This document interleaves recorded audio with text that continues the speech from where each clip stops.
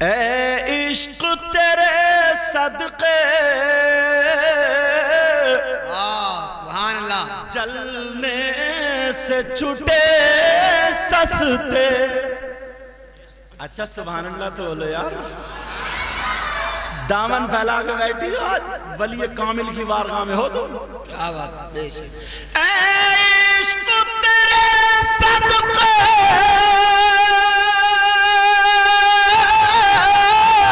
جلنے سے چھٹے سستے اور جو آگ بجھا دے گی وہ آگ لگائی ہے. نعرہ تکبیر نعرہ رسالت فیضان مراد علی شاہ میاں حضرت سید مقیم الرحمان صاحب قبلہ نعرہ تکبیر. اور کچھ ایسے گھوم رہے ہیں نا, یہ تو کہ علم والوں کی بات. او بیٹا کیوں بات کر رہا؟ کچھ ایسے عشق والے گھوم رہے ہیں جن کے پاس نہ عشق ہے نہ کچھ ہے, نرے شیطان بنے بڑے ہو شیطان. اللہ اللہ سلبے مار رہا سلبے. عورتیں پاؤں دبا رہی ہیں پاؤں سمجھو, اور کہہ رہا ہے پاؤں دبا لے جنت ملے گی جنت, اور جنت اسے ہی نہیں ملے گی لٹھوئے کو. ہاں حقیقت یہی بات ہے. 5 انگوٹھی پہن ارے جنت اسے بھی نہیں ملے گی. اگر کسی نے کہہ دیا بابا مولانا صاحب تو ایسے کہہ رہے تھے غیر عورتوں سے ہاتھ پاؤں نہیں دبانا چاہیے, تو بولے کہتا نا وہ شریعت الگ ہے اور معرفت الگ. معرفت تیرے ابا کے گھر کی ہے نا, طریقت تیرے ابا کے گھر کی ہے نا. سنو, ہاتھ ہے نا یہ, بولتے رہو ہاں یا نا. یہ پاؤں ہے نا, کام کر رہے ہیں, آنکھیں بھی کام کر رہی ہیں, کان بھی کام کر رہے ہیں, زبان بھی کام. ان کب کام کر رہی ہیں؟ جب جسم میں روح ہے. روح کیا بولو؟ اور اگر کتنا ہی بڑا پہلوان تھا, روح نکل گئی اور پہلوان صاحب کو ایک گلاس میں پانی دے لو, پہلوان صاحب پانی لے لو, سنیں گے وہ؟ کان تو ہیں لیکن کام نہیں کر رہے ہیں. آنکھیں تو ہیں کام نہیں کر رہی ہیں. کیا بات. ہاتھ تو ہے کام نہیں. ارے شریعت کے بغیر ساری چیزیں بیکار ہیں, بیکار. بے شک شریعت ان تمام چیزوں کی روح ہے, روح. اگر شریعت نہیں ہے, ہوش و حواس میں بالغ ہے, تو سمجھ لو کان کھول کے سن لو, حضرتوں کی موجودگی میں کہہ کر کے جا رہا ہوں, اگر غلطی ہوگی تو مجھے پکڑ لیں گے. اگر ہوش میں حواس میں بالغ بھی ہے, ایمان والا اگر نماز نہیں پڑھتا, روزے نہیں رکھتا, شریعت کے خلاف اگر چلتا ہے, تو کتنا ہی بڑا پیرو پیرو پیرو. اگر ہوا میں اڑتا ہو, پانی میں تیر رہا, آگ پہ چلتا ہو, وہ اللہ کا ولی نہیں ہو سکتا. یا تو شیطان ہے یا جادوگر ہے یا سفلیگر ہے. اس سے بچ کے رہنا, بچ کے رہنا, بچ کے رہنا. اگر ہوش و حواس میں ہے تو وہ شریعت مصطفیٰ پر ضرور عمل کرے گا. کیا بات بھائی, واہ واہ واہ, زندہ باد. تو ان کے پاس علم نہیں ہے, وہ بھی کانڑے. ایک مل گیا نا پیلی بھیت کے علاقے میں حضرت, وہ کمبخت اتنا بڑا کمبخت تھا, اگر کوئی نمازی اس سے مرید ہوتا تھا نا تو ہٹ, جب تو خود ہی ملا بن رہا تو خود ہی نمازیں پڑھ رہا, تو مجھ سے مرید کیوں ہو رہا؟ مجھ سے مرید تو تب ہوگا صرف میرے ہی اوپر رہ, میں لے کے جاؤں گا تجھے جنت میں. اور ٹھکانہ اس کا بھی نہیں ہے کمبخت کا, سمجھے؟ میری تقریر کا جب پتہ چلا تو وہ تو بھاگ گیا. وہ ارے سوچنے کی بات ہے, بڑے پیر صاحب ہیں, غوث پاک ہیں, چلو ان سے بھی اور اوپر چلو. میرے نبی جسے دنیا میں کہہ دیں کہ یہ جنتی ہے, اب اس کو کوئی کاٹ سکتا ہے؟ ان سے پوچھو کہ کیا سیدنا ابو بکر صدیق کے بارے میں نبی نے نہیں کہا کہ جنتی ہے؟ کہہ دیا. تو انہیں تو پھر نماز ہی نہیں پڑھنی تھی, وہ تو موٹا سا تکیہ لگا کے لیٹے رہتے. کسی کے باپ میں دم ہو تو مجھے جنت سے ہٹا کے دیکھ, میرے نبی نے کہہ دیا جنت میں. اور یہ اتنا بڑا کمبخت ہے, ناپاک پڑا ہے, سلبے مار رہا, سگریٹ پہ سگریٹ، پان ہاتھ پاؤں عورتیں دبا رہی اور کہہ رہے خواب میں حضور آئے تھے، یہ کہہ رہے تھے جنت میں تیرے 3 مرید جائیں گے ساتھ میں۔ نرا جھوٹا یا نرا جھوٹا، گڑ گڑ کے تمہیں ٹھگ رہا، گڑ گڑ کے۔ سمجھ میں آ رہی بات؟ اب ذرا سوچو، حضرت ابوبکر صدیق کی کسی ٹائم کی نماز نہیں چھوٹی، کوئی مائی کا لال بتا نہیں سکتا۔ فاروق اعظم کی نماز نہیں چھوٹی، عثمان غنی کی نہیں چھوٹی، مولا علی کی نہیں چھوٹی، حسن و حسین کی نہیں چھوٹی۔ 10 صحابہ ایسے جن کو عشر مبشرہ کہا جاتا ہے، اس کا مطلب یہ ہے دنیا میں حضور نے ان کو بشارت دے دی جنت کی۔ 10 صحابہ ایسے 10، اور حضور جنہیں دنیا میں حیات میں ہی کہہ دیں، اس کے باوجود بھی ان کا کبھی شریعت کے خلاف قدم نہیں اٹھا۔ اور تو نہ پدی نہ پدی کا شوروا، اب باتیں ملاتا اونچی اونچی، کوئی آ جائے ایسا میاں ڈکیت تو جتنے سٹا کھیلنے والے نا لین لارے میاں بتا دیو نمبر، جتنے نشیڑیے نا نشیڑیے تمنچا لیے پھر رہا کان پہ رکھ دوں، اگر میرے میاں کے بارے میں کچھ کہا تو یہاں رکھ دے گا کان پہ، قبر پہ تیرے کان پہ جو تھپڑ رکھا جائے گا وہ، اور وہ تھپڑ بھی گرج کا ہوگا، گرج کا۔ جتنے لپھنگے، جتنے بگڑیل، جتنے کیا کہوں بس، وہی سب اس میاں سے چپک۔ اب اس کی بٹ بن جا، شریف آدمی ڈر کے مارے کچھ کہتا نہیں، پٹنا دوڑی ہے بیچارے کو۔ شریف آدمی ڈر، اسے معلوم ہے کہ یہ تو ایک بوتل چڑھائے گا 2-4 کو مار دے گا۔ مگر آج میرا بتانے کا مقصد کیا ہے؟ آج مراد علی شاہ میاں کے یہاں پہ آئے ہو، ذرا اپنے گریبان میں جھانک کر کے دیکھو۔ اب میں تمہاری طرف چلنا چاہتا ہوں، تم سے باتیں کرنا چاہتا ہوں، ذرا سنو پیارے، میرے نبی کا فرمان سنو۔ اب یہاں سے وہاں تک تم جلسے کرتے رہو گے انشاءاللہ۔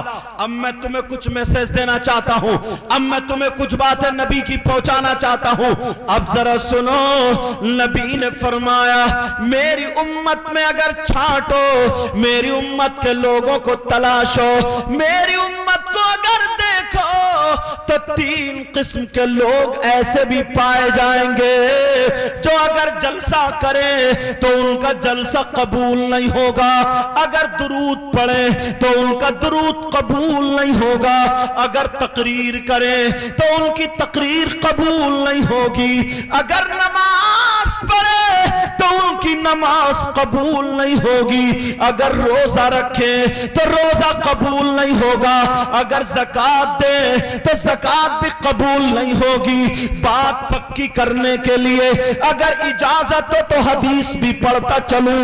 لوگوں ذرا سنو، نبی فرماتے ہیں قال رسول اللہ صلی اللہ تعالی علیہ وسلم ثلاثہ لا يدخلون الجنہ العاق لوالدیہ والدیوث ورجلۃ النساء۔ دوسری حدیث سنو، قال رسول اللہ صلی اللہ تعالی علیہ وسلم لا يقبل اللہ عز وجل صرفا ولا غدلا عاق ومنان ومکذب بقدر۔ یہ مولانا سلمان صاحب بیٹھے، اچھے عالم ہیں، ان سے پوچھو حدیث ہے کہ نہیں، پرانے عالم بیٹھے ان سے پوچھو۔ میں حدیث پڑھ رہا ہوں اور نبی کی بات غلط نہیں ہو سکتی۔ نبی فرماتے ہیں میری امت میں 3 طرح کے لوگ ایسے ہیں جن کی کوئی عبادت قابل قبول نہیں، کتنی نمازیں پڑھیں، اگر روزہ رکھیں تو جلسہ کریں، عرس کریں، وہ جلسے میں آنے والوں، عرس کرنے والوں، ذرا ان کے نانا کا پیغام سنتے چلو، ہمارے نانا کا پیغام سنتے چلو تاکہ تم سے مسٹیک نہ ہو۔ نبی فرماتے ہیں 3 قسم کے لوگ ایسے جن کی کوئی عبادت قابل قبول نہیں۔ نمبر 1، اگر کوئی ایسا ہو تو توبہ کر لینا، اس پہ عمل کر لینا، برائی سے بچ جانا تاکہ دادا میاں تمہارے اوپر پر نظر کرم فرما دے، ان کا فیضان جاری ہو کہ میرے عرص سے اتنے لوگوں نے توبہ کی، ہدایت پائی۔ اگر اجازت تو کھولوں سلاسہ، تین قسم کے لوگ ایسے ہیں، نمبر ایک علاقل والدی، نبی فرماتے ہیں وہ ہے جس کی نماز نہیں، روزے نہیں، زکوٰۃ نہیں، جلسہ نہیں، عرس نہیں، نعت نہیں، تقریر نہیں، کوئی بھی چیز قابل قبول نہیں، وہ ہے جو اپنے ماں باپ کا نافرمان ہے، ماں باپ کو ستاتا ہے، ماں باپ کو تکلیف دیتا ہے، ماں باپ کو ناراض کر دیتا ہے۔ اگر جس کے ماں باپ جس سے ناراض ہے، اس کا نبی بھی ناراض، اس کا خدا بھی ناراض، اس کی کوئی عبادت قابل قبول نہیں۔ کیا بات بھائی، واہ واہ واہ۔ اب ہم عرس کرتے ہیں، سبق لے کے جانا ہے، کم سے کم جو اٹیک ہے وہ پتا تو چلے ہمیں۔ اب جتنی کمیاں ہیں میں کرامتیں رک رک کے سناؤں گا، معجزات بھی جو ہمارے اندر کمیاں وہ سناؤں، کیونکہ میری تقریر زیادہ تر اصلاحی ہوتی۔ سمجھ میں آ رہی بات؟ اگر کوئی ماں باپ کا نافرمان ہے، چاہے وہ مولانا ہو، چاہے وہ امام ہو، چاہے وہ مقتدی ہو، اس کی عبادت قابل قبول نہیں ہے۔ اب پہلا سبق یہ ہے دادا میاں کے یہاں سے تمہیں یہ توبہ کر کے جانی پڑے گی، تمہیں یہ عہد لینا پڑے گا، تمہیں یہ وعدہ کرنا پڑے گا، انشاءاللہ جا کر کے ماں باپ سے تو معافی مانگیں گے، اور آج کے بعد ماں باپ کو ستائیں گے نہیں۔ بولو انشاءاللہ، ہاتھ اٹھاؤ سب لوگ، ہاتھ اٹھا کے بولو انشاءاللہ۔ اب ذرا سنو، تم یہاں کیوں آئے ہو؟ تاکہ تمہاری دعائیں قبول ہو جائیں، یہی تو ہے نا؟ میں بھی چاہتا ہوں تمہاری دعائیں، میری دعائیں قبول ہو جائیں، مگر پیارے سنو، اب باتیں مت کرا کرو، سنو۔ کیا یہ گارنٹی ہے سب کی؟ ہر ایک کی دعا قبول ہو جاتی ہے؟ تھوڑی دیر رک کے بولوں گا، دیکھو اگر دعا ہاتھوں ہاتھ قبول ہوتی نا تو اب تک پڑوسی کو مروا چکا ہوتا۔ یہ جلن، حسد، کینہ، تھوڑی سی لڑائی ہوئی، کسی نے اتنی مینڈ کاٹ لی اور بولے یا اللہ ٹپکا دے، بولو ہے کہ نہیں؟